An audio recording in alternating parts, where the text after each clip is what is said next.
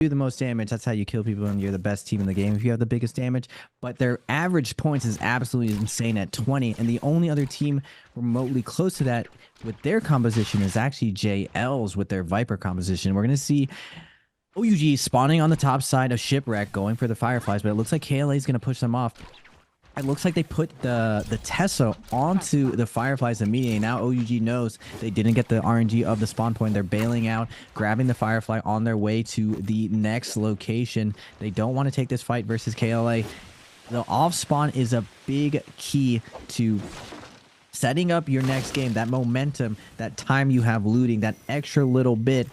It's critical to know when you're in a winning situation and when you're a losing situation. And this is what I mean by OUG. They're really in a league of their own where all their strategies, their dedication to running the right play, to not making hero plays is second to none. You see them fade back, even though they're one of the strongest fighting teams right now. It's because of their decision making that's made them the champions that they are right now. So good stuff from them to bail out of that situation. Now EWG, these little boxes here. This is something that's not really known by a lot of players, that the boxes on the map contain a ton of coins, and there are a lot of locations besides the basic money location in the center of the map that has a ton of coins. You see JDG as well hitting up all the little barrels and boxes around Shipwreck, picking up the coins. And this can be the difference between grabbing a Moonbane in a casual game or grabbing a Moonbane in one of these very, very competitive Immortal War lobbies. We're seeing BBE double scale. They're just blessed with loot, Moxie. Oh my goodness. Double in terms of armor, not so much weapons. No need. As long as you got double purple armor, that's one of the most intimidating factors. But I agree with you, Moxie. Purple weapon, if I have to choose between a good armor or a good weapon, I like the good weapon because whoever you're fighting against doesn't know what you're dealing with until they get smacked with it, and just out of nowhere, like, my man has a gold greatsword, I just got deleted. Or yeah, I mean, they're not going to have golden greatsword this early in the game, since we don't have Salvation Podium puzzle box to be able to solve off of the rip. I'm sure when we head over to Holoroth, OUG are going to be landing there and trying to unlock that one uncontested, as they have been able to in a regular week. But as of now, we're still going to be playing on Morris as we get BBE going in with that Justina V1. Ivan immediately going to be repositioning, trying to catch the freeze onto DRG. Is going to go for that Yushan transformation to be able to avoid it. Grey hangs out, unfortunately, as the follow-up from that Justina, and that's just not doing a whole lot of damage right now. As the freeze comes out onto the other side, Ivan has no dashes left currently, is getting hold checked as well in the fan. Ditto coming on out from DRG. Wuzhen still transformed, not frozen up, is just continuing to apply all of this stagger onto the players of BBE. And that is going to be DRG picking up the kills. Crucially, though, not picking up the Soul Bloom, as we will continue to say, this is the last day. It feels so much like a parting that we're playing on old patch of Naraka, which means that these Soul Blooms are still going to be infinitely on those bodies until you kite back and take them. Speaking about the differences about getting those blue Moonbanes, well, we have one currently in play. WBG's Akshao taking their chances against the gods, and unfortunately getting absolutely pummeled in the process. The Viper V3 comes on out. Keke will go down. KLA moving on in, trying to pick apart these players, as they will be able to come in for that third party with the Viper composition, get those kills, and get out before Moonbane can pin them down. Now we're going to get DRG and OUG in an isolated fight, but OUG is looking really stacked. The Temi ult's going to be invested.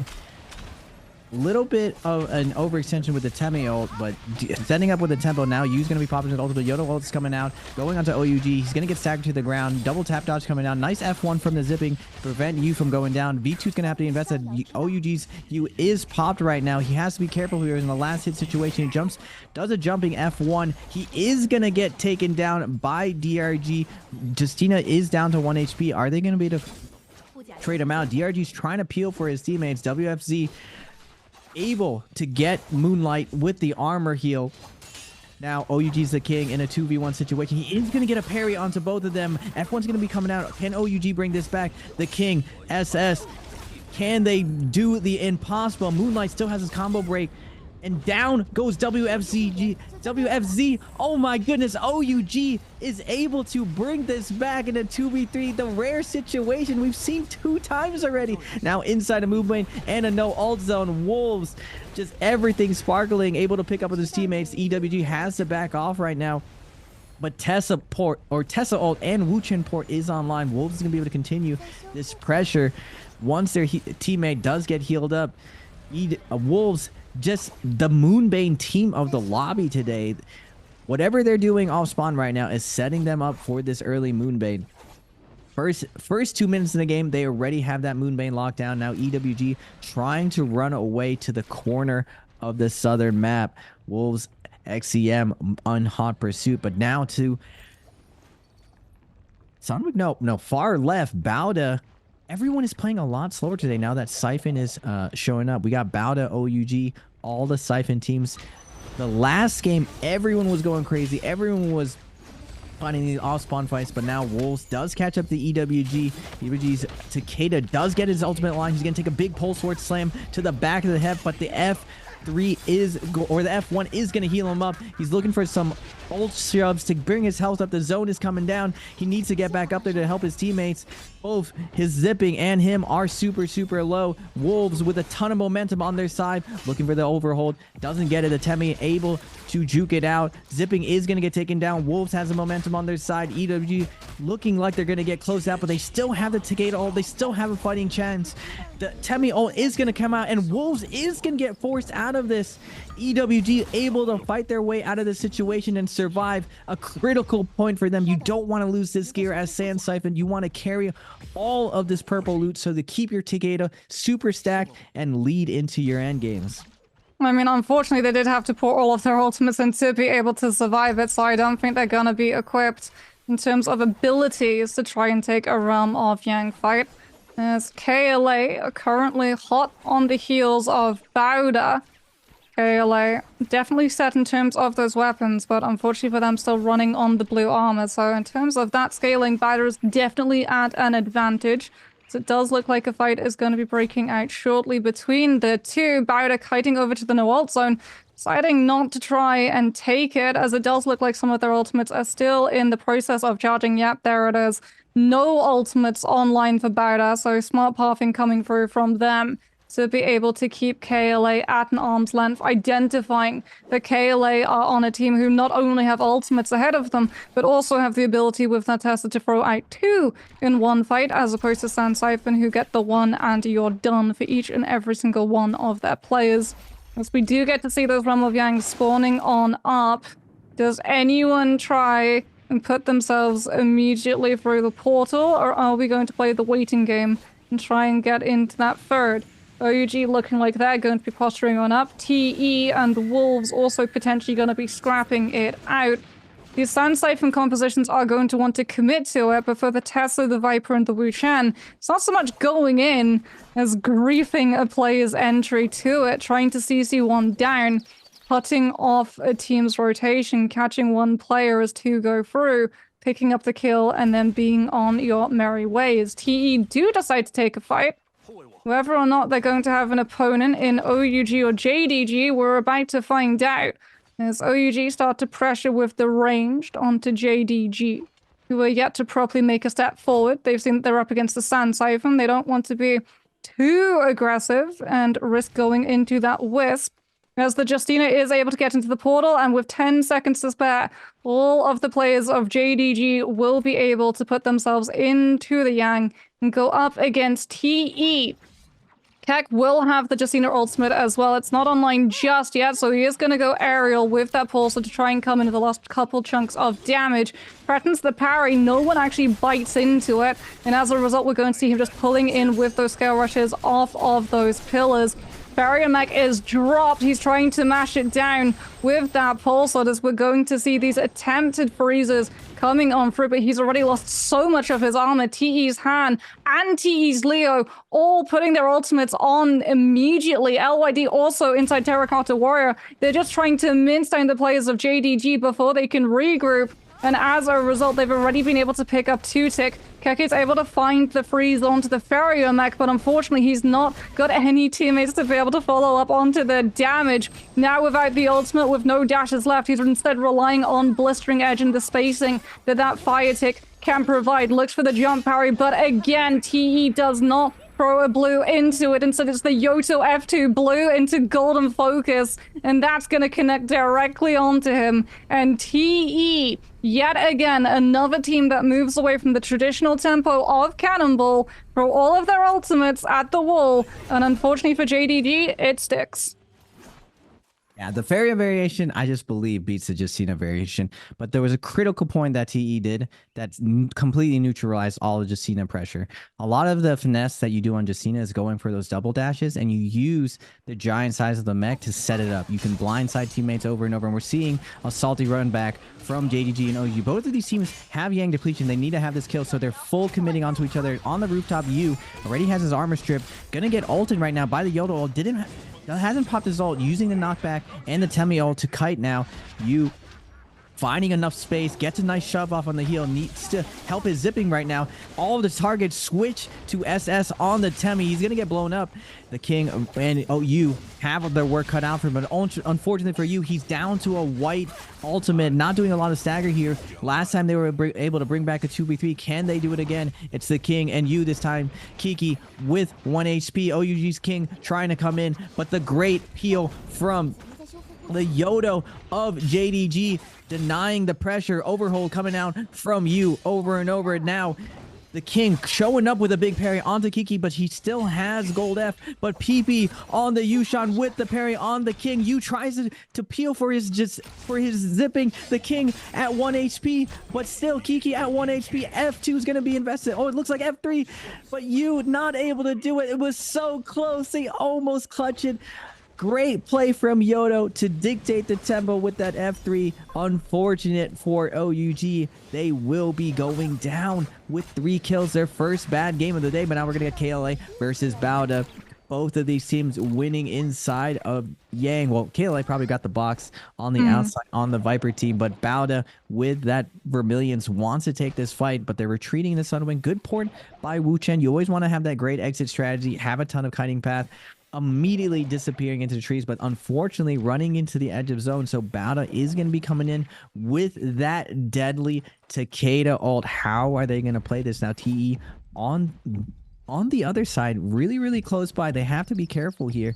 45 seconds on their buff. They're probably going to kill themselves and go in the zone, but we're going to see this no ult zone. Great play from KLA to neutralize this situation. Tessa coming out to the other side, trying to get a nice Tessa on the outside, but unfortunately his team's going to get executed. The crew might get traded out here. She does manage to pick herself up, and now 2v3 situation. Can KLA clutch it out? We've seen a lot of 2v3s today. Max range R&B coming out, but Yuran gonna be able to max range and look for the parry. He doesn't connect with it, but KLA's CXZ trying to do a little bit of damage, but is going to be taken down by the zone. And on the outside, we see JL in ghost form, watching menacingly, seeing this team just finishing this fight and kind of debating. I could see them debating, like, do we go for this kill? We know this team has no ults.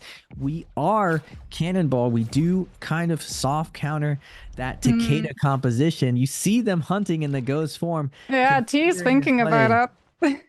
DRG does show up, and this is a great play of using that Vermilions buff to scout out the situations. The third parties in the league are so ferocious. Now they can watch this fight unfold, and now they can guarantee a pretty safe third party. Temion's gonna be invested to peel for this situation. All 3 ultimates are gonna go down for DRG. Yodo looking to connect to Bauda's Jing. Temi trying to back off. The Krumi ult is gonna be invested.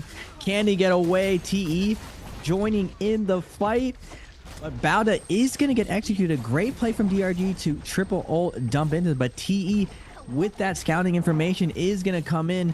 DRG makes their way in the zone and be like, if you're going to attack us, we're going to drown you with us in this zone. Great play from DRG to salvage a bad situation. It's all about minimizing that damage, Moxie. Things will go bad, but it's the damage control that really sets your tournament apart from other teams.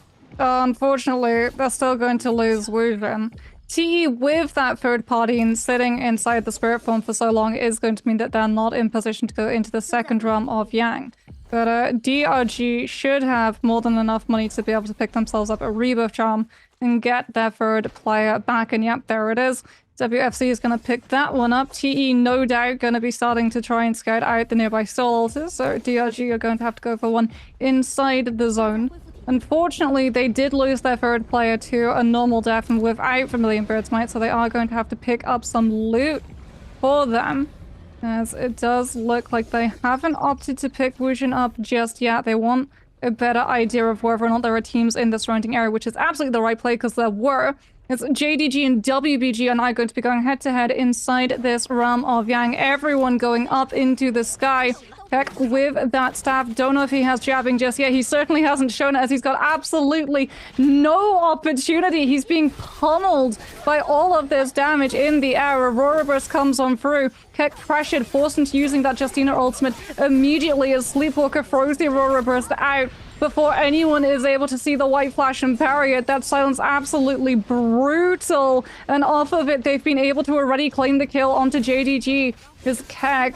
Now that freeze comes down onto PP, followed up with the charged RMB on that Hang Sword and off of the Yoto F2 as well as Tutik just tries to play as long as he possibly can. He throws down the F, he goes for the grapple, he's trying to outlive, he does find the connection of the Blistering Edge onto the Justina, but enough damage has been done. And Raven, honestly, like, that CC is brutal. Justina V1 into Aurora Burst. You get frozen, you get silenced, you can't combo break out, you're just held in position. Essentially, you just take your hands off the keyboard because there's nothing you can do.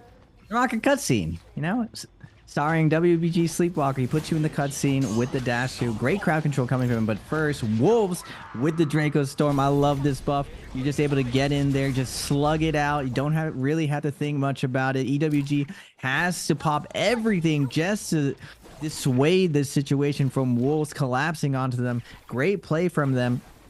And unfortunately for BBE, they become victims of the situation, not able to ice off the pressure from Wolves. The AoE damage and the healing effect from Draco Storm is just absolutely devastating. And with the recent buff in the last few months, the increased duration makes it a really, really wonderful buff to get, especially if you get Yang uncontested. Now we're going back to WBG Sleepwalker. We saw his beautiful crowd control on the Justina earlier. Now EWG's F1 on the Takeda is going to slow him down for a second, but for how long? That purple pole sword getting activated with the V1.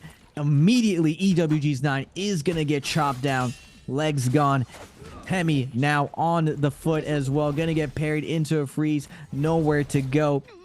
4 dashes to Sleepwalker's name. Do they find a third person? Another team shows up. JDG wants the fight. The Justina ults are out.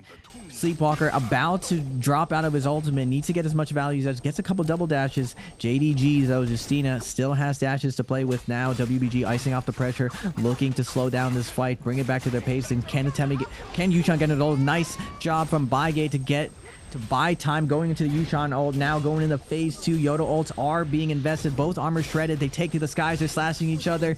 Who is going to survive the follow-up situation? Baigate and WBG's PP duking it out on the Yushans. Both Yodos trying to find the other Justina to create some space. Sleepwalker getting a full heal off, and WBG is turning this fight around. JDG had the full momentum, but they're able to ice off the initial pressure. Great peel coming out from everyone, and now Sleepwalker's activating, has full armor, trying to peel for his teammate, but Kiki with the jabbing, able to overhold the situation. WBG Sleepwalker able to follow up. The Tiger buff just healing so much, buying them enough time. One of the members does go down. JDG's PP with the max range double charge, gonna get parried by Sleepwalker. Now Sleepwalker wants to close this out, wants this last kill. Yodo is going to be picked up. Now it's just a formality of cleaning this up, but wonderful play coming out from WBG's Moxie. I thought they were going to go down for the fierce third party, but Sleepwalker with his last 5 or 10 seconds of his ultimate able to get some double dashes, get some momentum going, and the presence of mind for Yushan to take the mantle and tank a lot of that initial aggression. bringing it down to wire at 1 HP, able to pop his U-Shine ult, and WBG turns that fight around. Yeah, they understand if they turn it into a sustained fight, they're gonna win, right? Because they have White Tigers, so they have that continuous heal going off for them. They don't have to try and cut noise or worry about being interrupted when they're looking for those reset moments. And as a result, JDG, a team who has Yang depletion, just has to sit in the fight because they'd poured their ultimates in. They needed the kills. If they didn't get the kills, they would go out of the lobby regardless, as we can have a look at Wolves sending JL out of the lobby. TXJ falls VVV already having gone down. Wolves, such a good day for this team. Really good to see that they're carrying that momentum forward. They've always been, like you said at the beginning of this day, a very inconsistent team, a very coin flippy team. Like, they'll have good games, but they'll never have good days. So it's great to see that they're not only having good games, but they're consistently carrying that score through, and it is reflected in terms of their standing on the leaderboard, as I do believe a lot of these teams are going to be a couple of players short since we have had some sacrificial plays. As we can have a look at Bowder versus OUG, Yiran taking so much damage on the fan-charged RMB, having to be careful that he doesn't go into the Gust follow-up, but we do see the juggle coming through from two players of Bowder, the Karumi and the Takeda, colluding together to put pressure on the opposing DPS hyper carry. As Yiran, outside of that small ultimate, gets the Karumi F3 damage reduction into the middle of the team. Takeda ultimate activation into follow-up jabbing on that purple staff. Yu takes one, jabbing takes two, and immediately falls down to the follow-up on the fan. SS is the next that falls prey to the staff's Soul Jade. He tries to buy himself the spacing with the dual halberds RMB, but it is not enough. The Zip ultimate is popped, it procs, but unfortunately the players have already fallen. And yet again, jabbing is absolutely OP inside those Realm of Yang fights. You think it's scary when it's just a 1v1? You add a Takeda ultimate that it's able to follow up off of the back of, and that's so much damage in such a quick fashion. There was nothing they could have done. Yeah, jabbing is just... I remember when jabbing first came out that most people actually thought that Jade wasn't very good, but for some reason everyone felt Velocity Untold with Nunchucks was super good. And I was like, these things are both the same. And Frostibus was talking to me that they did buff jabbing at one point, and what makes it so much better than a lot of other Jades is the hitbox extension it has. The end of the actual jabbing goes a lot further than you expect. It almost hits as far as a longsword, and the fact that staff is able to hold blue for a lot longer than most weapons, the mix-up potential is just too hard to predict, with the actual threat of an instant damage to your face just poking you for a cajillion damage. A gold staff with jabbing hits around 1,000 for every single hit. We're seeing Wolves super stack, all the Jades making it rain. Last time we're going to be seeing this, Moxley, in the new Immortal War. Jades are super expensive, but first 5-2-1. Following up, we want to see the foreign teams pick it up. I hope 5-2-1 can bring the pain. They are at 2 kills at the bottom. They did invest a lot going with this Viper composition for this day. WBG. Wait, Raven, also at the top of the scoreboard. It's a fluke, Moxie. It's a fluke. one game. I'll never believe in Wolves. They're just never gonna. They're at 9 kills. They're on the Viper composition, but are they gonna close it out, or is it gonna be WBG with the Justina composition? I mean, we got Meteor. We got the nice cannon skin. I love the way this cannon sounds. Every time it shoots, it's just a nice medium. Oof. Oof. And Sleepwalker has been playing excellent. Like, when you're playing the Ice Pick variation, it's all about how selfless your Justina is. A lot of the times you think of Justina as this fast-moving character that's doing all the damage for this team, but in fact, Justina's main job is similar to Takeda, where you're there to support all of your teammates. Your main goal is to get those double dashes, to make sure that your teammate is winning neutral at all times, because you're not just there for the freeze. That dash causes a stagger, and if your teammates are on point, taking neutral fights, and they know that you're going to be dashing through over and over, the second they see the flinch, they can follow up on all of your pressure.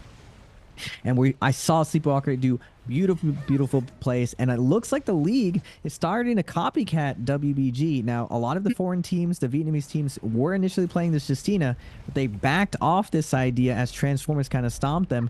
But now that no Transformers basically exist outside of Cannonball, the Monk threat is no longer there. We're seeing WBG be one of the innovators of the league and pushing this ice pick meta.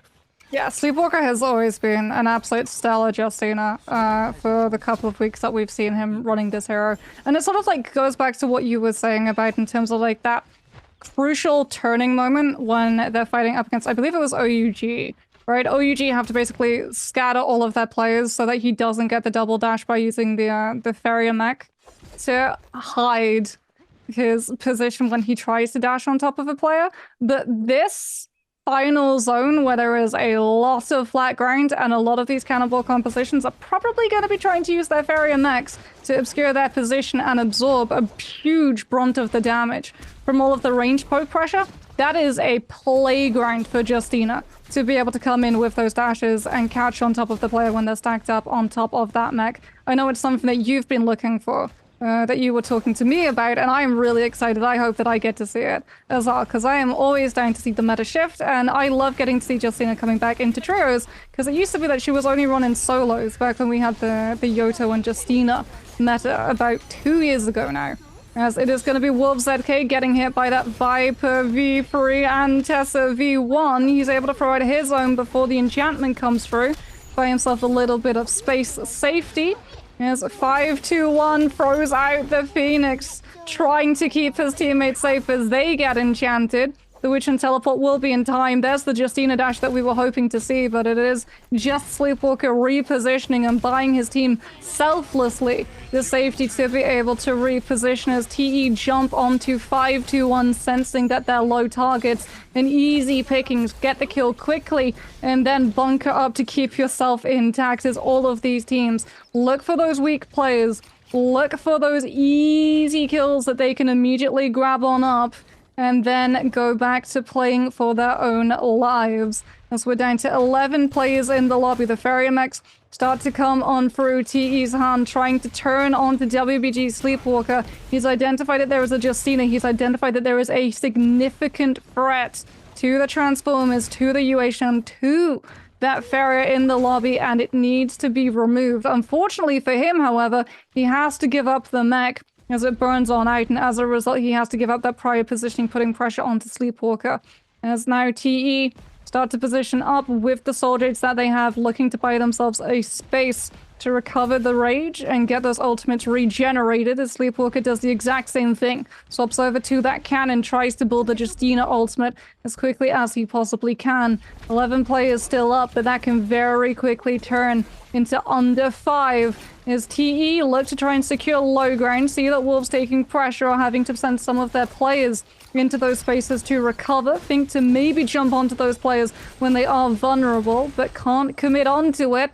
As the Farrier mech is dropped for TE's hand, he gets into it immediately. His teammate's already losing a lot of that armor, sees the Yoto ultimate, has to give up the cannon form before the Yoto ultimate staggers him out of it. And now we have DRG's WFC looking for the stagger onto the Farrier mech as all of the Yotos start to pop on up. We see the explosion, the knockback on the Justina V1 activation, and immediately DRG's WFC is going to fall. TE's hand going to be losing that mech in a matter of moments, but Sleepwalker with a huge freeze puts all of the pressure onto DRG's Moonlight and forces him to ult and turn. WBG Sleepwalker going crazy in his endgame, popping the ultimate, grabbing the soul blooms. It's just like Monk, but Justina freezing everyone. Double freeze coming out. TE hands getting chopped in half. WBG's Baige on the Yushan, double teaming the rest of this lobby. Now just 2 people left. TE's Leo and Wolves M. Who's going to be taking second and third? They're WBG making the smart play, slowing down. They don't need to go too crazy. The other 2 are going to let this ultimate out. But Zem with the F3 hero play, grabbing another on Axio. Just thought he was safe with the F2. The F3 just punches him in the mouth. Give me that free kill. Great play. And now Leo knows the business here. Drop down again with the dreadful way. Goes for the assassination play. And now Leo Leo activating as well. My friend, the friend of my enemy is my friend. Leo and Seb going at it, both on different teams, taking down WBG's Sleepwalker, and now a 1v1v1 situation coming out. Now TE's Leo with the Faria. Unfortunately, the teammates have to go against each other, and Leo